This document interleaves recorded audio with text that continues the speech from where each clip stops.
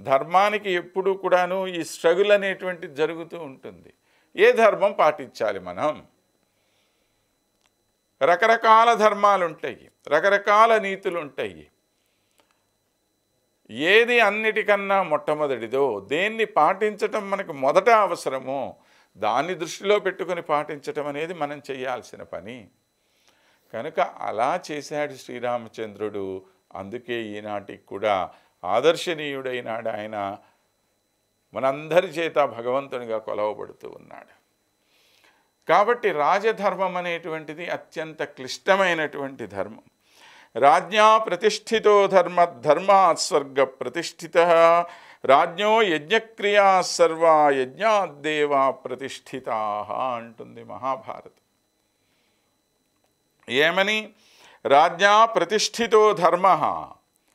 అసలు ధర్మానికి మూలమెవడు అంటే రాజు. రాజు గనక అధర్మ ప్రవర్తన చేస్తూ ఉంటే రాజ్యమంతా అలానే ఉంటుందండి, సందేహం ఏమాత్రం లేదు. ఈనాడు మీరు ప్రపంచ చరిత్రని తరచి చూస్తే ఎక్కడ చూసినప్పటికీ కూడా ఏ దేశానికి సరైనటువంటి రాజు ఉన్నాడో ఆ దేశ ప్రజలు సక్రమంగా ఉన్నారు. చూసుకోండి, ఏ నాటి నుంచి ఈనాటికైనా సరే రాజుని బట్టే ప్రజలు ఉంటారు. కాబట్టి ధర్మం అనేటువంటి దానికి ఆధారం రాజు. ధర్మాత్ స్వర్గ ప్రతిష్ఠిత అన్నాడు.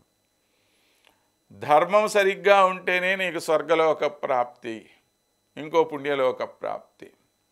ధర్మాన్ని పాటించినటువంటి వాడికి ఎవ్వడికి కూడా పుణ్యలోకాలు ప్రాప్తించే ప్రసక్తే లేదు. రాజ్ఞో యజ్ఞక్రియా సర్వాహ.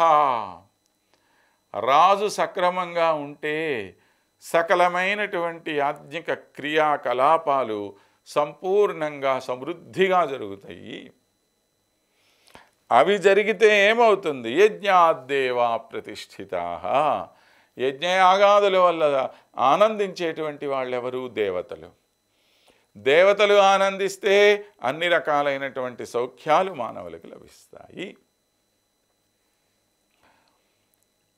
చూడండి, మనకి స్వర్గం కావాలంటే రాజు బాగుండాలి, పుణ్యలోకాలు ప్రాప్తించాలి అనంటే రాజు కావాలి, ధర్మాన్ని అనుసరించాలి అంటే రాజు కావాలి, దేవతలందరూ మన మీద సుఖంగా, మన మీద సంతృప్తికరంగా ఉండాలి, మన పట్ల వాళ్ళు ప్రీతి కలిగి ఉండాలి అనంటే రాజు కావాలి.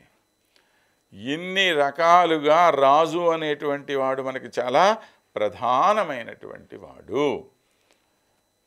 ఇవాళ ప్రజాస్వామ్యం పరిఢవెళ్ళిపోయిన తరువాత రాజు అనేటువంటి మాటకి అర్థాన్ని కూడా మనం మార్చుకోవాలి. ఏదో రాజరిక వ్యవస్థలో వచ్చినటువంటి వాడే రాజు అనుకోకూడదు. ఎవరైతే ప్రభువుగా ఉన్నాడో, ఎవరైతే నీకు నాయకుడిగా ఉన్నాడో వాడే రాజు. రాజుని అవహేళన చేయటం, రాజుని నీచంగా చూడటం అనేటువంటిది ప్రజలందరూ ముందుగా మానుకోవాలి. నేడు ప్రజాస్వామ్యాన్నే తీసుకోండి మనం.